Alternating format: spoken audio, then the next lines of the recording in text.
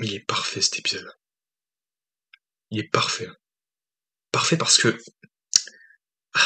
je vais, parce que Loki joue le rôle, un rôle, mais tellement c'est tellement satisfaisant de voir ça.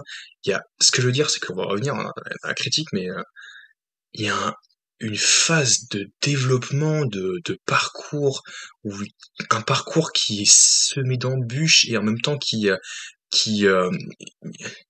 c'est trop bien quoi. En termes c'est ce qu'on veut voir quoi, en termes de narration, de développement, de c'est franchement c'est génial quoi. C'est tout ce qu'on souhaitait pour le personnage. Donc et salut à vous, c'est Raphaël du Fond du Ghetto et on se retrouve pour la critique finale donc de Loki. Donc Loki saison 2 épisode 6 avec la conclusion de Loki. Donc on va parler un petit peu de ce que j'ai pensé de ça. Donc Loki joue le rôle le plus grand de toute la série, si ce n'est même de tout l'univers, vous allez le voir. Évidemment, il y aura des spoils, donc attention, évidemment, vous êtes prévenus. Donc dans l'épisode précédent, on avait travaillé Loki afin de le rendre encore beaucoup plus attachant, car il a de nouvelles raisons il se motive, il s'est forgé de nouveaux objectifs, et de nouveaux défis à relever aussi, et il se doit de les relever. On nous a fait comprendre aussi que Loki était la clé pour sauver toute existence, ou du moins qu'il avait le pouvoir de changer le cours des choses, changer la donne, grâce à sa maîtrise de son errance temporelle, qui est expliquée dans le premier épisode de la saison 2, puis réexpliqué dans l'épisode 5. Très très cool comme concept. Avoir essayé de trouver cette tactique assez habile à pouvoir essayer de renverser le cours du temps. Et alors ça donne une vie aussi, du coup il s'en sert dans l'épisode 6, et c'est un petit peu long, c'est un petit peu aussi le truc, même si je trouve que l'épisode est parfait.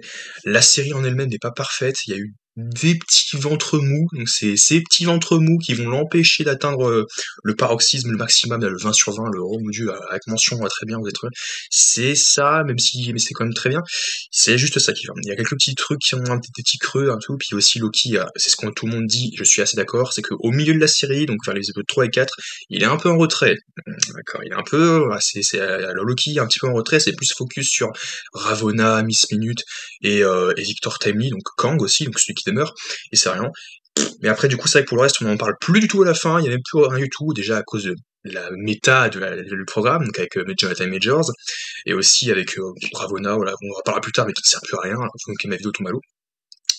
Donc ce que je veux dire, c'est que oui, ça donne, il s'en sert aussi pour pouvoir, donc de l'errance temporelle, pour pouvoir changer le cours des choses. Donc ça donne vie évidemment à une séquence humoristique, mais on a l'habitude avec Marvel, attention, ce sont les poncifs habituels qui sont assez fréquents, mais là c'est assez fort, car c'est quand même pour faire remonter l'importance du personnage, et que la symbolique est excessivement très forte, et j'adore beaucoup. Tout repose sur ses épaules en fait, donc c'est sa conclusion, elle a un sens quoi. Donc Loki qui doit se tester, il se doit de tester et d'emprunter toutes les possibilités afin de sauver le TVA et le multivers. Donc il est là pour déloger toute faille et empêcher les branches de se ramifier ou de s'étendre.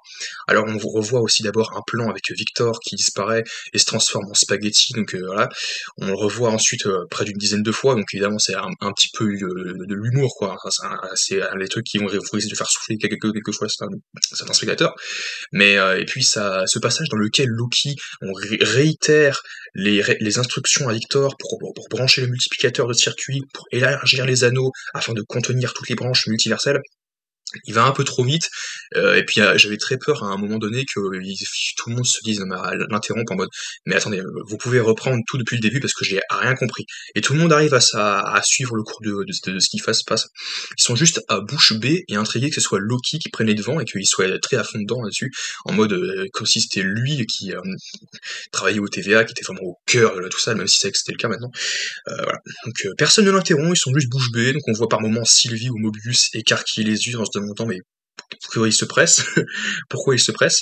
Le personnage a un nouveau rôle, tout repose sur ses épaules, encore une fois, le destin de tous les héros Marvel, tout confondu, repose sur ses épaules, et c'est pas rien quand même, donc là-dessus. Il a la conclusion de Loki est tellement satisfaisante, c'est jouissif, je me pose même plus de questions s'il y aura une saison 3, car vu le développement et la fin de Loki, ce n'est pas la peine. Grâce à lui, celui qui demeure, car oui, il revient vers lui, on voit un moment aussi avec celui qui demeure, il dit attends, est-ce que je suis sûr d'avoir toutes les clés pour pouvoir avancer un petit peu, parce qu'il revient dans différentes timelines, enfin différents points de temporalité, puis différents moments hors du temps, pour essayer de changer la donne, parce qu'il se rend compte au final que malgré tout le cœur ne pourra jamais contenir autant de branches puisqu'elles continuent de s'accumuler, même si les anneaux, parce qu'au final Victor réussit à d'ailleurs ce passage aussi où tous l'encouragent, il dit ouais, vous êtes brave, vous êtes le plus brave de tous les braves, donc vous allez y arriver, ne soyez pas Victor, vous y êtes presque, vous y arrivez, vous allez revenir. Donc c'est vrai qu'à un moment, je m'attendais à ce qu'on dise non, vous allez quand même pas le faire disparaître une énième fois, au moment où il appuie sur le bouton, au moment où il fait ah c'est lourd avec ma combinaison, c'est parce que je suis qui mon con, au moment où ils reviennent, quoi, ça serait un peu nul. Et non, ils le font pas, parce qu'en même temps, ça aurait été un peu nul, franchement, j'aurais été le premier à râler. Mais ouais, donc voilà, il retourne auprès de celui qui demeure, et il lui dit, mais qu'est-ce qu'il faudrait changer? Bah, en fait, tu ne peux pas changer, tout est déjà écrit, c'est moi qui ai vu ce qui allait se passer, donc à partir de ça, c'est moi qui ai prévu telle ou telle tactique pour pouvoir t'amener ici. Donc voilà, donc ce qui fait que Loki donc, essaie de contrer un petit peu, de contrecarrer les plans de celui qui demeure, et essaie de trouver ce qui va aller au-dessus de lui, et c'est ce qui amène justement à la fin de cette série. C'est ce que, malgré le fait que ceux qui demeurent savaient exactement que ce qui doit arriver et ce qui finit par arriver arrivera, au moins de Loki a réussi à trouver une faille un petit peu, puis à l'exploiter malgré tout. Donc c'est vrai qu'il y a des moments où j'étais un peu perplexe quand même, et c'est ce qui doit être fait pour restaurer toutes les branches. Donc cette séquence où les spirales lumineuses deviennent littéralement des branches quand Loki y va, sur le coup j'étais assez perplexe et bouche bée à mon tour, car j'avais pas trop saisi le sens de cette scène, mais comme on avait vu les cornes pousser et la cape verte apparaître, ah, là, j'étais ravi, ah oui, c'est Jojo x 1000, il a le droit à sa rédemption, quoi, et à une fin digne, noble. Donc il fait le sacrifice de sa vie, il renonce à ses amis, il renonce à tout ça, mais en même temps il les sauve et il leur donne une chance. C'est ce que dit Sylvie à un moment, donc il leur donne une chance. Quand il touche les branches aussi à ce plan où je me dis mais qu'est-ce qu'il va faire avec ces branches, qui se continuent à se ramifier, il va tout simplement comme ça les remettre, il va s'assurer que ce soit toutes des branches parallèles l'une au-dessus des autres, que superposées, ouais, plutôt que ces espèces de spirales qui s'enfourchent les unes avec les autres, comme nos cheveux, parce qu'il y a plusieurs cheveux qui risquent de pousser dans le peau des autres, et ça crée des fourches. Voilà. C'est un peu le même concept. J'ai pensé à ça aussi à un moment. Il y a plein de parallèles assez rigolos avec ça. Donc quand il touche les branches pour établir le flux temporel, il les transporte avec lui, avec ses mains, jusqu'à son trône. Il y a tout cette symbolique avec la musique, et la BO, elle est somptueuse, pénétrante aussi. Voilà, j'ai vu ça. J'ai réécouté en boucle sur YouTube le temps que j'écrivais la critique, comme d'autres vidéos que j'avais vu d'écouter. On voit le flux sur un autre axe aussi avec les branches qui s'élèvent vers le haut et les racines vers le bas. Ça donne l'attrait d'un arbre et qui bien sûr, qui bien entendu fait écho et fait penser à l'arbre Yggdrasil. C'est ce qui comprend ça, donc l'arbre monde Yggdrasil, qui dispose donc de la mythologie viking, tout ça nordique, qui dispose de grandes et profondes racines, et ces racines au cœur sont les cœurs des mondes comme Asgard, Midgard, donc la Terre, et Niflheim, et c'est trop cool ça. Après du coup pour ce que sont devenus les personnages, j'étais assez ravi là-dessus, sauf Sylvie, parce qu'en soi on ne sait pas trop ce qu'elle devient, elle retourne sa vie sur l'éternel flux temporel, parce qu'elle ne va pas rester au TVA.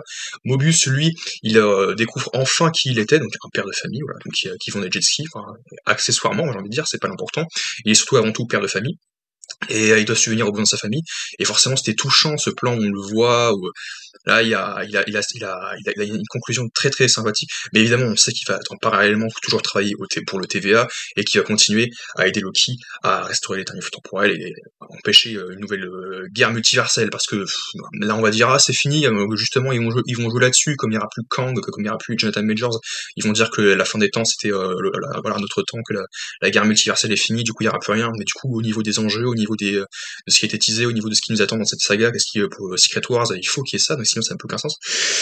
Voilà, donc je sais pas comment ils vont s'organiser, mais c'est compliqué.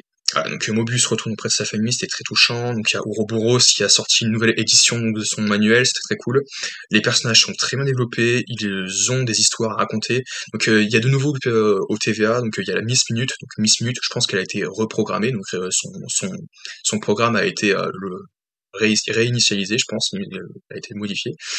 Il y a aussi Ravonna, franchement, qui finit par se faire engloutir par Elliot. On la revoit juste à la toute fin, dans le néant, avec ses détails sympathiques. Là, on voit la pyramide, qui fait évidemment référence à Ramatout, donc un des variants de Kang, donc le pharaon de l'Égypte. Et puis à la fin, et puis on voit aussi le pour toujours, donc là, c'est fini, là. C'est fini, on la verra plus. Triste fin. Moi, je pense que je sais pas si on verra un variant plus tard qui sera incarné par la même actrice. Ce serait sympathique. Mais après, ce qu'ils vont faire, je sais pas. Voilà dessus, donc du coup et d'ailleurs aussi il y a aussi Mobius qui nous parle d'un autre variant de celui qui demeure, de l'univers 616, donc qui aurait été contenu, vaincu. On sait évidemment que ça fait référence à Kang le Conquérant, donc du film Ant-Man 3, donc qui a été vaincu par Ant-Man. Voilà. Donc globalement cette série, j'ai préféré la saison 2 à la saison 1, parce que la saison 1, il y avait un épisode qui m'avait vraiment saoulé, et qui a plombé le milieu de la série, et ce qui l'a empêché, donc c'est ça qui limite qui aurait presque empêché la première place. Au niveau des notes, c'était ça, au niveau des stats, dans ma tête, ça lui a fait baisser à la deuxième place, derrière les meilleures séries que j'ai préférées, mais comme il y avait le cœur, et comme si en termes d'intrigue, en termes d'enjeu, en termes d'histoire et de storyline, c'était le plus important, c'était celui qu'il ne fallait pas, c'était la série qu'il ne fallait pas manquer. Enfin, il y avait d'autres séries qui étaient importantes, mais beaucoup moins, évidemment, c'est la série qu'il faut regarder. S'il y a une série qu'il faut regarder, c'est Loki, de toute façon, c'est la série qui est connectée avec l'intrigue globale, mais sinon, ouais, globalement, ça reste de nouveau la série la plus haute du MCU, parce que la saison 2 est quasi parfaite. J'ai dit quasi. Cet épisode est parfait, même si c'est vrai qu'il y a des moments un petit peu bazar, un peu bizarre, enfin c'est un peu le bazar parfois. Mais sinon, globalement, moi j'ai très bien aimé. Donc, évidemment, je la reverrai avant les films Avengers pour voir ce que ça donne et tout, j'ai très bien aimé. Du coup, on se retrouve donc à très vite pour la critique donc de The Marvels, et aussi donc des choses qui vont arriver par la suite, donc dans la semaine. Donc on se retrouve à très vite pour une nouvelle vidéo.